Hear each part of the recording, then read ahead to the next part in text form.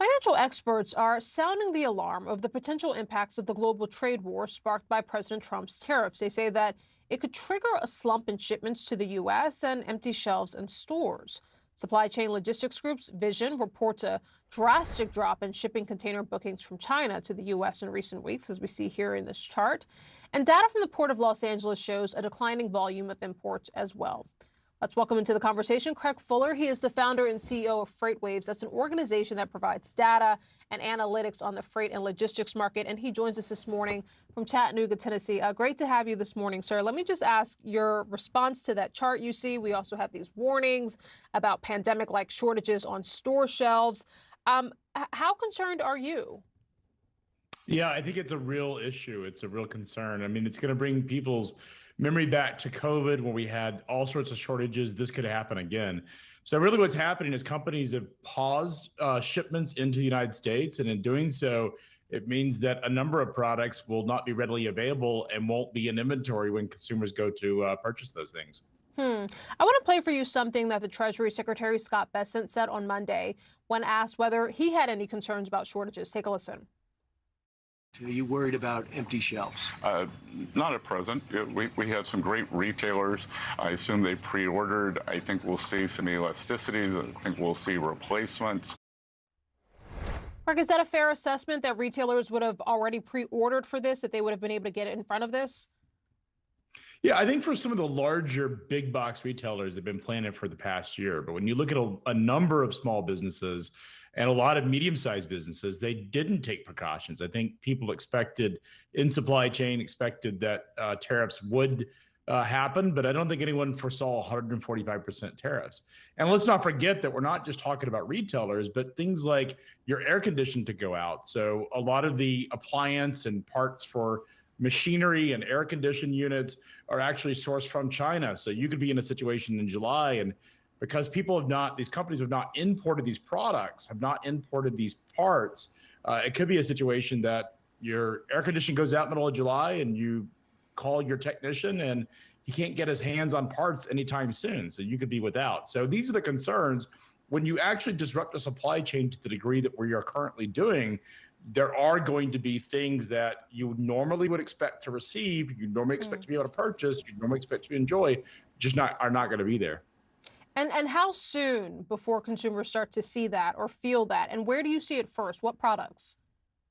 Yeah, so I think it'll be intermittent. Probably won't even be something that you notice at first, and that could happen as early as June, so about a month out. When you're really going to start to feel the pain, probably it's going to be noticeable by most consumers, is in the back to school period. So this is really early August when parents and moms are going out to buy their kids things like backpacks, school supplies, batteries, nutritional supplements, over-the-counter medicine. These are the types of items that you potentially will not be able to find at the stores. The good news is food. Shouldn't worry about food. We source most of our food here domestically, so not that concerned. But it's those low-end manufactured items, that stuff that we consume a lot of, that's manufactured, are the ones that are of the biggest concern. Yeah, I mean, I've even seen like on platforms for women who are expecting, warnings about getting car seats in advance, warnings about getting strollers in advance, because so many of those products come from China. Craig, what about the impact to jobs and potential layoffs? You have 9 million people who work in trucking. You have 19 million people who work in retail. What would you say, as someone who follows the space really closely, to someone who works in one of these industries, is hearing this interview and wondering, should I be concerned about my job? Yeah, it's a real concern. There are 9 million people who work in logistics nationwide across the United States that move products throughout our supply chain. If you think about the fact that we've had a 35% drop off in imports into the United States, that likely to stay persistent for some period of time. When we look at what it will impact domestically, so we still source a lot of products in the U.S. About 20% of the trucking volume across the United States is actually imports. So we're thinking we could see a 5 to 6% drop of total freight across the U.S., and that could mean anywhere from 400 to 500,000 potential job losses in logistics alone. You mentioned retail. One of the things that retailers need is inventory, and if they don't have inventory, they're not going to have as many sales. And if you don't have as many sales, you don't have the need for as many people. So these are sort of these secondary impacts, and that's assuming that it doesn't actually go much further into things really across the whole economy. And then what about, I mean, one thing that we've obviously seen is an announcement on a tariff and then maybe a deal or an announcement about a deal coming. And so a little bit of a sort of a walk back of that. I mean, when we get these deals ultimately, or when we get a concession of some sort, how much does that undo any potential damage at the ports, undo any potential damage on store shelves?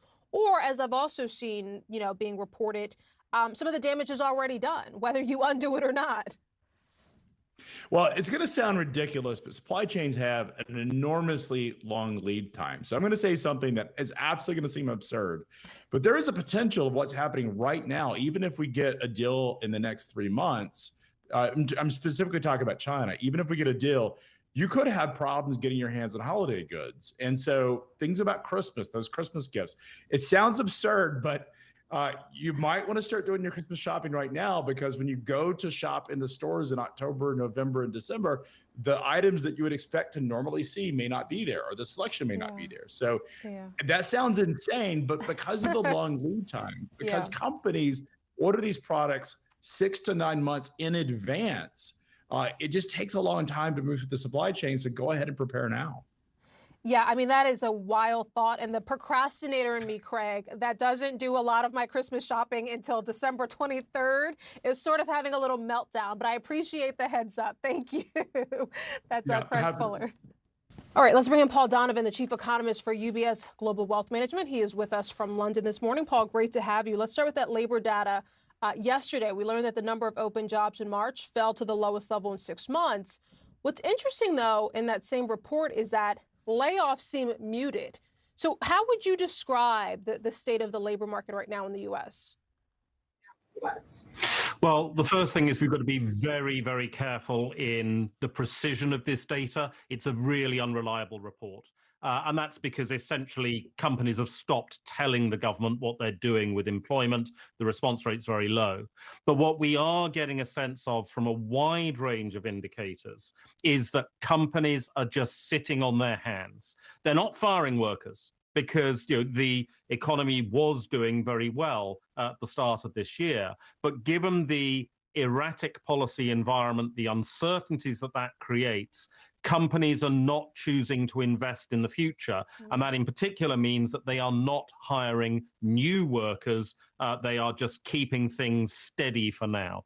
So when does that lack of investment, in your words, start to show up in potential layoffs or not hiring and laying off people who are currently on the payroll? Well, obviously, for certain sectors, that's going to be quite rapid if you are very much engaged in trade. So we know, for example, that volumes in US ports are collapsing. Now, that means that people who are employed in US ports face the risk of at least temporary unemployment. But then beyond that, people in the trucking sector face the risk of temporary unemployment. Fewer goods coming in, fewer goods to move around the United States. So if you're engaged very actively in the traded goods sector, you're very vulnerable. If you're in the service sector, perhaps less so. Yeah, we know that there are 9 million people employed in the trucking sector, so that's a lot of people. Paul, let me ask, we're going to get some other key indicators on the health of the economy in just a few hours at 8:30 Eastern. We're going to get the first estimate for first quarter GDP. The caveat, obviously, being this is the first quarter before that April tariff announcement. But we're also going to get another measure on spending, inflation. What are you watching here? What are you expecting here?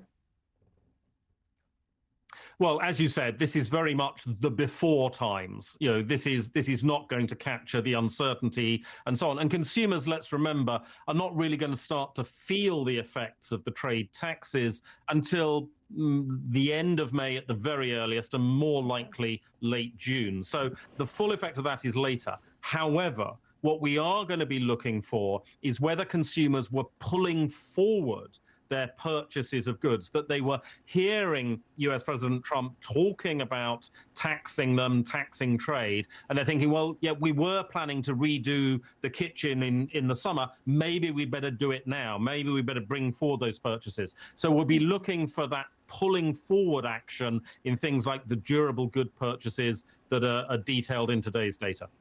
And what about any impacts to trade? I mean, I've seen some predictions that the GDP figure could in fact be negative because of that surge in imports that you were just talking about. What do you see there in terms of the trade impact?